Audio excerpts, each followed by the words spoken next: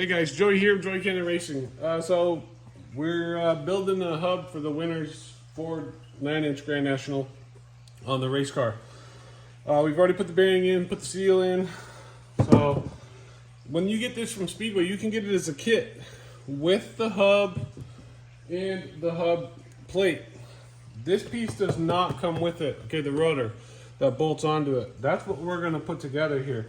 Now there's a lot of people that say you can do this any way you want, but I'm going to show you what we're talking about here. Let's go ahead and open up this rotor from Speedway we picked up.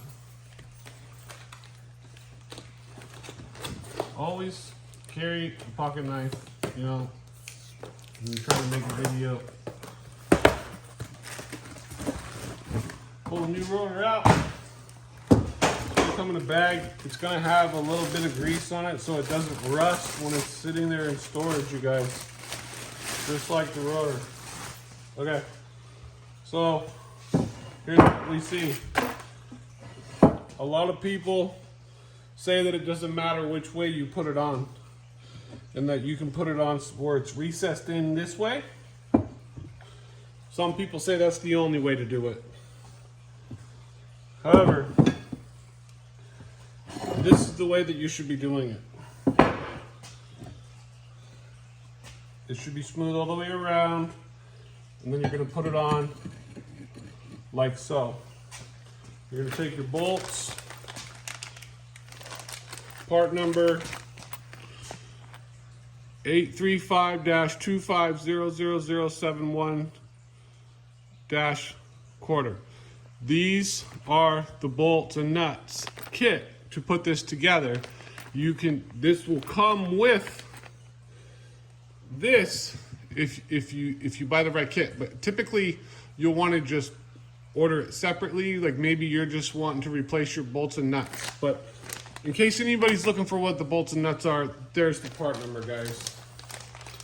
I'll post a link in the description of the parts I bought in the kit. I'll show you everything here in a second that it comes with. Let's just get all these bolts and nuts out. All right, now, here's the other debate. Do I put any Loctite on these bolts and nuts? No, I do not, because these are lock nuts. As you can see, the little divot there, maybe you can't because of the zoom, but these are lock nuts, okay? So it's unnecessary. On this plate here, this bolt hole, is threaded. So you're gonna thread these in from the top. You're not gonna drop it like I just did. And you're gonna wanna do two of them, line them up.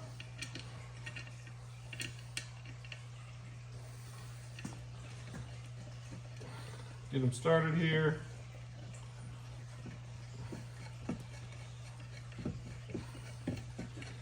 I'm going to go through the existing hole on the rotor itself.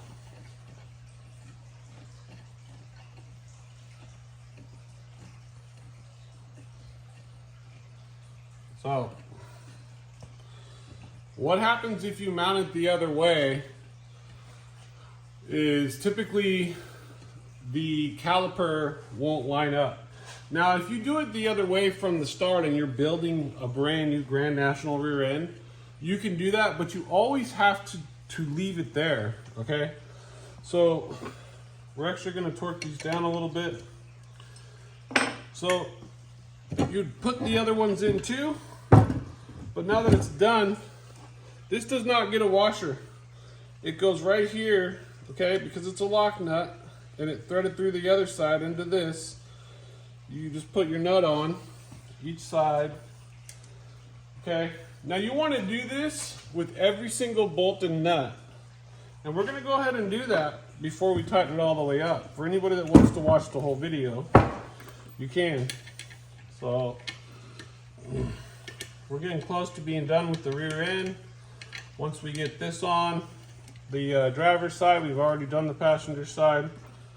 We're going to move on to, we'll put some new calipers on.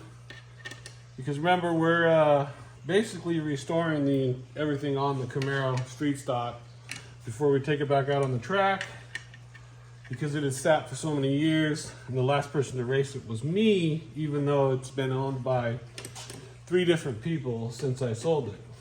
Now, the car has multiple championships on it with different drivers. I've won with it at Willamette.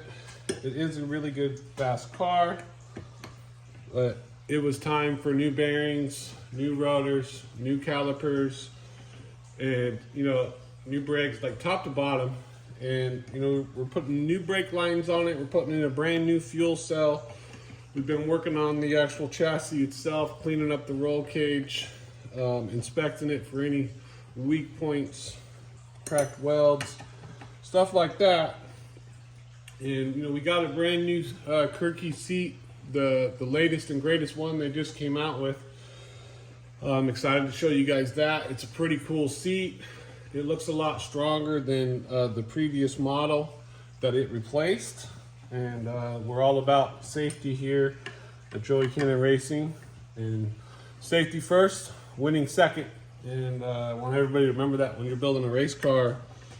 If you had a choice between spending $500 on safety equipment to make sure the car was safe, or $500 to make it faster, if you spend the $500 on the safety equipment, you'll be more comfortable in the car and you'll be able to go faster.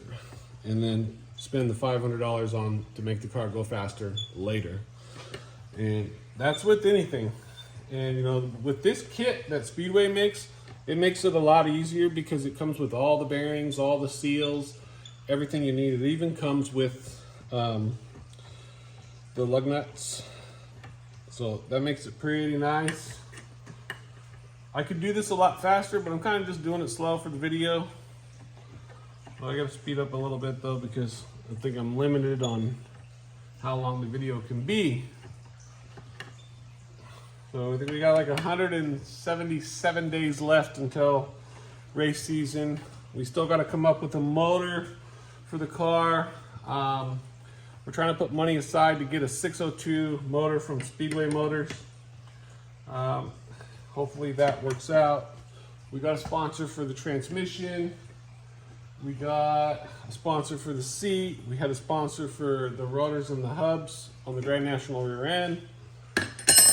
We are still looking for other sponsors, but you know, it's not really the best season to be trying to find sponsors.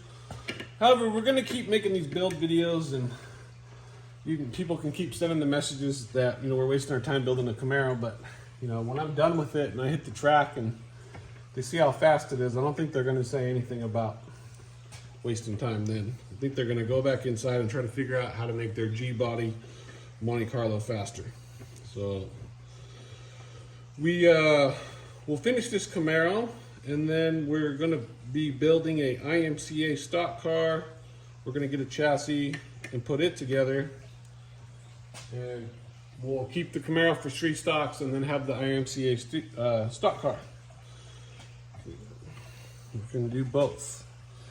I believe the IMCA stock car class looks like it'd be a lot of fun, and it's another thing about Speedway. It looks like they make it pretty easy, you know, knowing that you're putting on approved IMCA parts. So, all right, so I didn't torque them all the way, but I snugged them up pretty good, because once I put all the nuts on, we will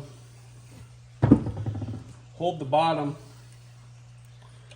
with an Allen and then a 1/2 inch socket, SK if you got it.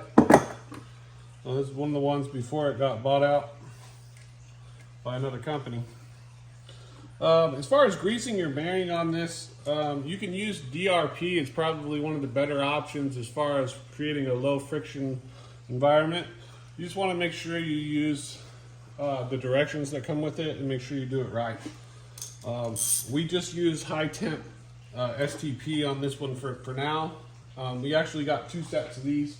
We have another one that we're gonna put together that will be our backup, but because these are threaded, they're less likely to also come apart. But with these lock nuts that they give you, once they grab, they're not going to come off until you take them off. So you don't have to use Loctite. So got your Allen key, 1/2-inch socket and ratchet. Just go back and forth around, okay? Don't go one and then the next. You just want to go back and forth, zigzag, back and forth. You know, evenly distributing it. Don't tighten any of them all the way. Just snug them up. And then you'll go back and zigzag again to make sure that you're not over tightening one more than the others. It's very important when you're talking about, you know, balance and making sure you do it right. You do not want to have a scenario where you have one side tighter than the other.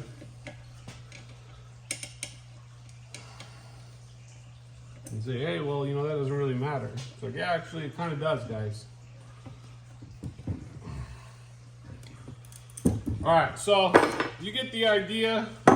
We're not going to sit here and do a whole video where I just sit here and tighten it all together, but when you are done, it should look like this with all of these tightened up. You want to snug these from the top, hold them with an Allen wrench, put the socket and the ratchet on the back, and tighten it up.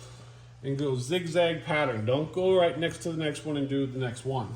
So that's a hub and rotor assembly. If you're trying to put on the bearing and you don't know how to put the seal in, I'll show you a crazy way to do it, but it works. I used a piece of 4x4. I greased the bearing up, put it in, put it over it, and then I blasted it with that. If you have a press, that's how I would do it. Or if you have the proper tool, that's how I would do it. But I've put so many in with so many different tools. I can do it with a 4x4 every time and never mess up. Till next time, thanks for watching. Be sure to subscribe. And if you know anybody looking to get their name on the car, let me know. Comment below. We'd love to put your name on the car. We got sponsors starting at $100, guys. So we'll see you in the next video. Have a great day.